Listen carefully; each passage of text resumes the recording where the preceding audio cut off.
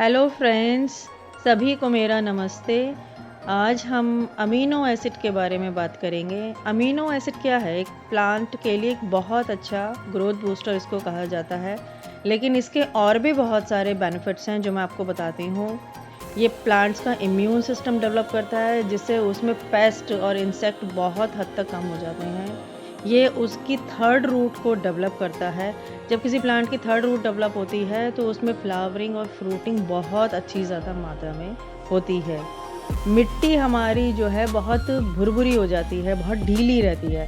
और आपको पता ही है जो गार्डनर है कि जब ढीली मिट्टी होती है तो प्लांट की ग्रोथ बहुत अच्छे से होती है, वाटर अच्छे से नीचे जड़ों तक जाता है और वो गीली नहीं रहती है बहुत ज़्यादा।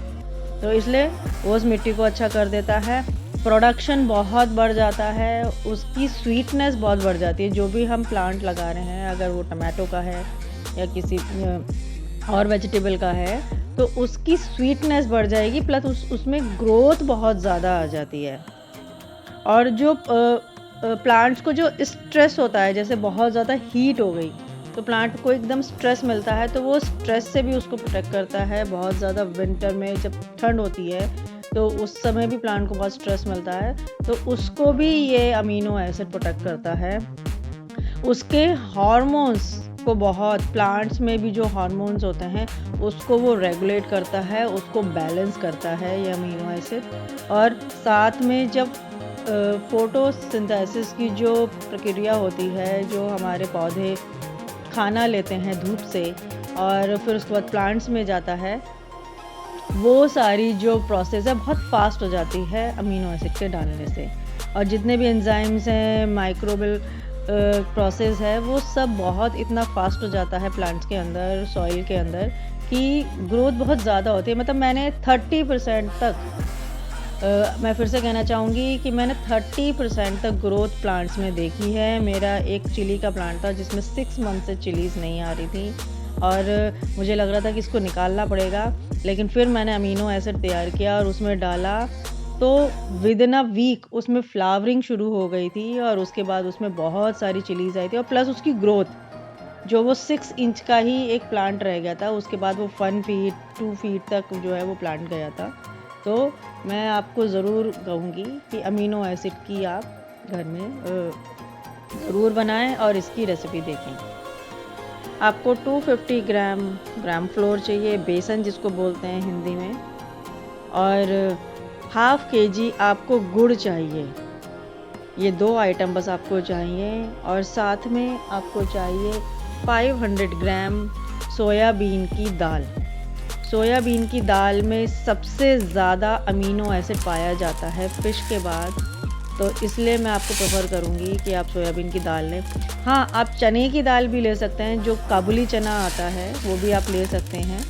आपके घर में अगर अवेलेबल नहीं है, मार्केट में अवेलेबल नहीं है आपके आसपास, तो आप चने की दाल भी ले, चना जो साबुत चना आता है, सॉरी, वो आप उसको ले सकते हैं, जिसके हम छोले बनाते हैं जनरली।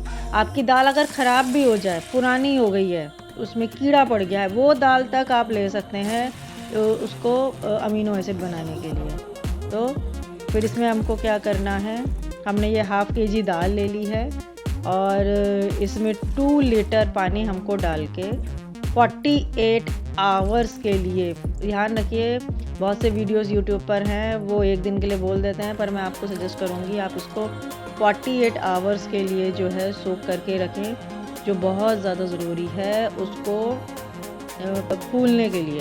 और उसके बाद जब उसको ग्राइंड करेंगे तो उसको ग्राइंड करना बहुत आसान हो जाता है।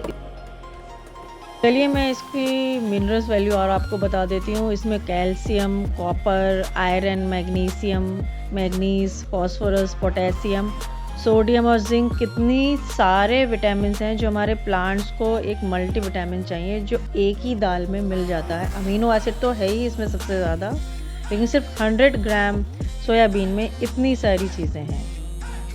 आप देखिए 48 आवर्स के बाद ये पूरी तरीके से फूल गई है, दाना बिल्कुल पूरी तरीके से गल चुका है। तो इसको छान लीजिए और छानने के बाद जो है फिर आप इसको पीस लीजिए।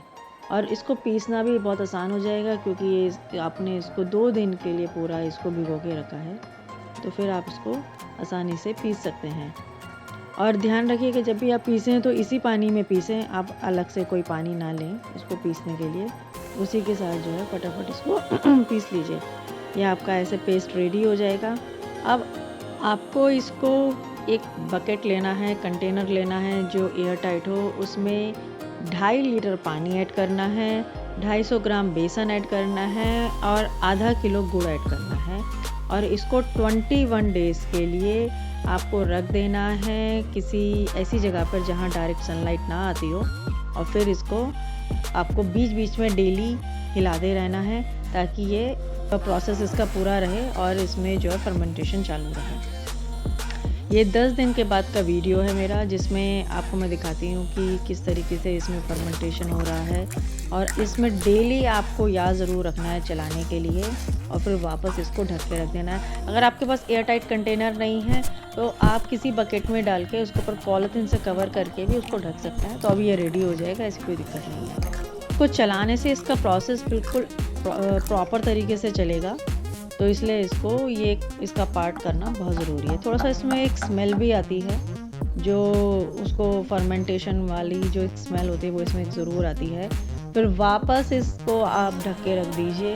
डेली आपको ये काम करना है और फिर उसके बाद आपका जब ये अब रेडी हो जाएगा 21 डेज़ के बाद, देखिए कैसा हो रहा है और कितना इसमें एक लेयर अलग हो गई है, पानी अलग हो गया है, नीचे रेसिड्यू बैठ गया है। और फिर इसके बाद आप इसको जो है छान सकते हैं। अगर आपको एक स्प्रे बॉटल में इसको डाल के स्प्रे करना है तो आपको एक कपड़े में इसको छानना पड़ेगा, अदरवाइज़ आप किसी भी छलनी में लेके इसको छान सकते हैं, इसमें दिक्कत कुछ नहीं है। लेकिन जो इसका नीचे का जो रेसिड्यू बचेगा, जो छानने के बाद छानस बचेगी, वो आप फेंके नहीं, वो भी डायरेक्ट सॉइल में इसको डाल सकते हैं और पानी डाल के मिला के भी डाल सकते हैं। अब आपको क्या करना है, ये आपका अमीनो एसिड रेडी हो गया है। आपको 50 ml अमीनो एसिड लेना है और उसको 1 लीटर पानी के साथ डाइल्यूट करके आप स्प्रे में भी दे सकते हैं, डायरेक्ट सॉइल में भी डाल सकते हैं और ये आपका बहुत अच्छे से काम करेगा।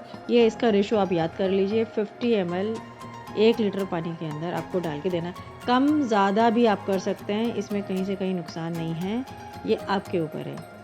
आई होप आपको समझ में आ गया होगा अमीनो एसिड कैसे बनाना है, तो आप इसको घर पे ज़रूर बनाइएगा। और वीडियो को पूरा देखने के लिए बहुत बहुत धन्यवाद। बाय।